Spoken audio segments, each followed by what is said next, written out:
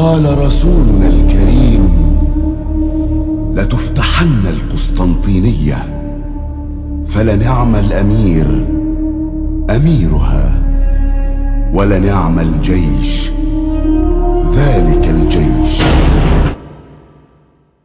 بسم الله يا الله يا كريم.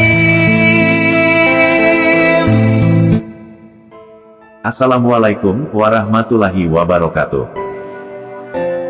Sultan Muhammad Al-Fatih atau Mehmed II merupakan seorang tokoh besar dalam perjuangan Islam.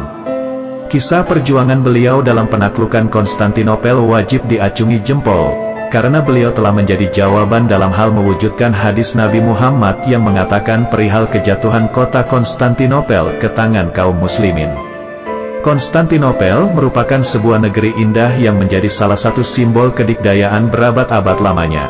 Hal ini karena posisinya yang strategis dan berada di pertemuan dua jalur perdagangan dunia, yakni jalur darat dari Eropa ke Asia dan jalur laut dari Laut Hitam ke Laut Mediterania, dan setiap pedagang yang melalui kota tersebut wajib membayar upeti, sehingga Konstantinopel menjadi sangat makmur.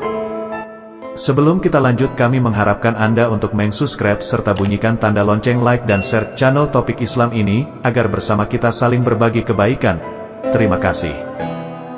Sultan Muhammad Al-Fatih merupakan salah satu tokoh panglima perang Islam terkemuka. Nama asli beliau adalah Mehmed II, dan Muhammad Al-Fatih adalah nama yang disematkan sebagai gelar kehormatan untuk beliau. Sultan Muhammad Al-Fatih mengukir berbagai capaian di masa pemerintahannya, namun capaiannya yang paling besar adalah penaklukan Konstantinopel yang mengakhiri riwayat Kekaisaran Romawi Timur. Hal inilah yang menjadikan beliau mendapat gelar julukan Sang Penakluk atau Al-Fatih. Mehmed II lahir pada tanggal 30 Maret tahun 1432 Masehi di Edirne, ibu kota Utsmaniyah. Mehmed adalah anak pasangan Sultan Murad II dan Huma Hatun binti Abdullah. Saat masih belia di usia 11 tahun, beliau dikirim untuk memerintah Amasya, dan di sana beliau menjabat sebagai gubernur. Hal ini berlaku sesuai tradisi Utsmaniyah untuk mengutus para pangeran yang sudah cukup umur untuk memerintah di suatu wilayah sebagai bekal bila naik tahta kelak. Sebagai anak sultan, beliau dibekali berbagai ilmu karena sang ayah Murad mengirimkan banyak guru untuk mendidik putranya. Salah seorang guru Mehmed dan beliau juga seorang tokoh ulama berpengaruh, yaitu Syekh Muhammad Syamsuddin bin Hamzah. Ulama terkemuka inilah yang mempengaruhi Mehmed pentingnya menaklukkan Konstantinopel yang dikuasai Kekaisaran Romawi Timur dan menjadi salah satu pusat gereja ortodok. Mehmed juga mempunyai kepakaran atau keahlian dalam bidang kemiliteran, ilmu pengetahuan, matematika, dan menguasai 6 bahasa. Selain bahasa Turki, beliau juga menguasai bahasa Arab, Persia, Yunani, Latin, dan bahasa Urdu. Segala kepiawaiannya ini berlaku ketika usianya masih 21 tahun. Mehmed merupakan sultan penguasa Utsmaniyah ke-7 pada tahun 1444 sampai tahun 1446. Di usianya 12 tahun, Mehmed sempat menduduki tahta sementara untuk menggantikan ayahnya, hingga kemudian pada tahun 1451 saat berusia 19 tahun, Mehmed akhirnya benar-benar naik tahta menggantikan ayahnya sebagai pemimpin Kesultanan Turki Utsmaniyah yang ke-7. Setelah mengadakan perjanjian damai dengan Kadipaten Karaman di Anatolia pada tahun 1444, Murad yang sebenarnya lebih tertarik dalam masalah agama dan seni daripada politik turun tahta dan menyerahkan kepemimpinan negara kepada Mehmed yang saat itu 12 tahun. Pada periode pertama masa kekuasaan Mehmed, pihak Utsmaniyah diserang kerajaan Hongaria yang dipimpin Janos Hunyadi yang melanggar gencatan senjata. Dalam keadaan seperti ini, Mehmed meminta ayahnya kembali naik tahta. Tapi Murad menolak. Sebagai balasan, Mehmed kemudian mengirim surat kepada Murad, "Jika ayah sultan, pimpinlah pasukan melawan musuh. Jika saya yang sultan, saya perintahkan ayah untuk memimpin pasukan melawan musuh." Murad akhirnya mematuhi perintah Mehmed. Ia memimpin pasukan Utsmaniyah melawan koalisi tentara Hongaria, Polandia dan Wallachia.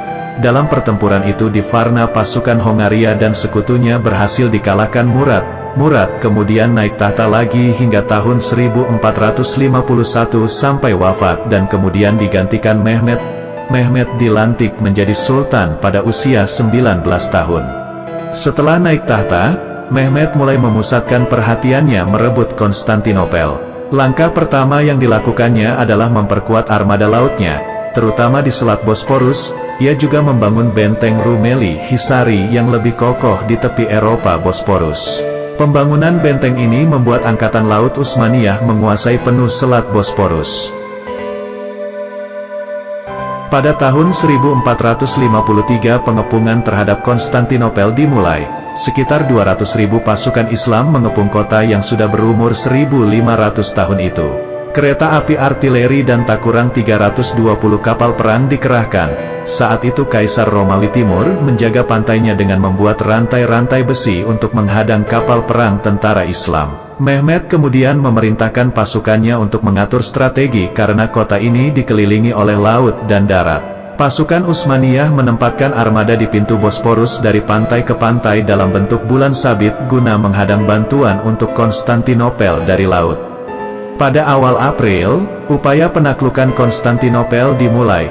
Pada awalnya, tembok kota dapat menahan serangan pasukan Utsmani karena kota Konstantinopel dilindungi oleh tembok tebal, sehingga pasukan Utsmaniyah menarik kapal perangnya ke darat. Sekitar 80 kapal diangkat dari Bosporus untuk menaiki bukit di sekitar pegunungan Galata menuju pantai utara Tanduk Emas.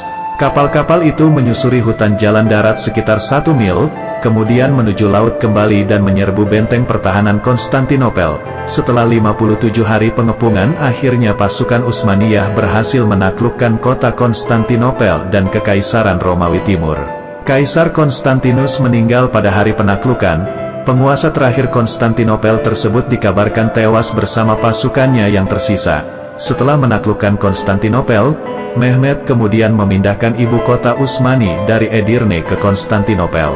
Konstantinopel dijadikan sebagai ibu kota baru pusat pemerintah kerajaan Utsmaniyah, dan kota ini diganti namanya menjadi Istanbul yang berarti negeri Islam, namun sekarang mengalami perubahan menjadi Istanbul. Penaklukan ini membuktikan kehebatan dan keistimewaan Mehmed sebagai panglima Islam terkemuka. Inilah penaklukan yang diimpikan semua panglima Islam karena dalam hadis Ahmad, Nabi Muhammad pernah bersabda, kota Konstantinopel akan jatuh ke tangan Islam. Pemimpin yang menaklukkannya adalah sebaik-baiknya pemimpin dan pasukan yang menaklukkannya adalah sebaik-baiknya pasukan. Walau menguasai Konstantinopel, Mehmed tidak lantas menghancurkan bangunan gereja di sana. Beliau membiarkan gereja ortodok Hagia Sophia tetap berdiri serta membiarkan simbol-simbol Kristen di dalamnya dan hanya menutup simbol-simbol itu dengan simbol Islam. Gereja yang sudah berumur 1000 tahun itu menjadi masjid hingga tahun 1932 Masehi.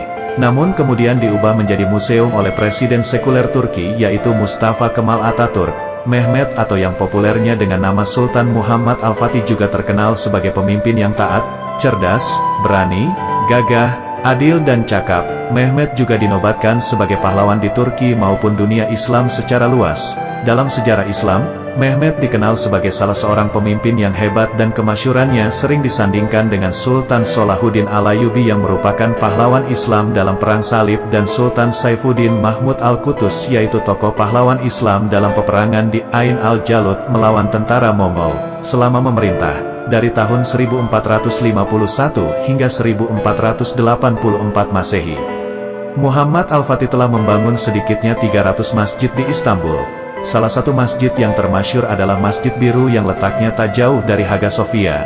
Jarak antara kedua masjid ini hanya dipisahkan oleh sebuah taman air mancur yang indah.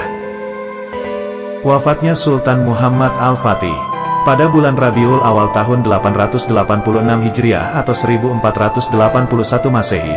Sultan Muhammad Al-Fatih pergi dari Istanbul untuk berjihad. Padahal beliau sedang dalam kondisi tidak sehat. Di tengah perjalanan sakit yang beliau derita kian parah dan semakin berat beliau rasakan, dokter pun didatangkan untuk mengobatinya. Namun dokter dan obat tidak lagi bermanfaat bagi sang sultan. Ia pun wafat di tengah pasukannya pada hari Kamis, tanggal 4 Rabiul Awal tahun 886 Hijriah atau tanggal 3 Mei tahun 1481 Masehi. Saat itu Sultan Muhammad Al-Fatih berusia 50 tahun dan memerintah selama 31 tahun. Sebelum wafat, Sultan Muhammad Al-Fatih mewasiatkan kepada putra dan penerus tahtanya, yaitu Sultan Bayazid II, agar senantiasa dekat dengan para ulama, berbuat adil serta tidak tertipu dengan harta, dan benar-benar menjaga agama baik untuk pribadi, masyarakat, dan kerajaan. Semoga kisah keberhasilan Sultan Muhammad Al-Fatih menjadi iktibar bagi kita, agar kita selalu memiliki keteguhan hati dan keyakinan terhadap kekuasaan Allah Subhanahu wa Ta'ala. Amin ya Rabbal Alamin.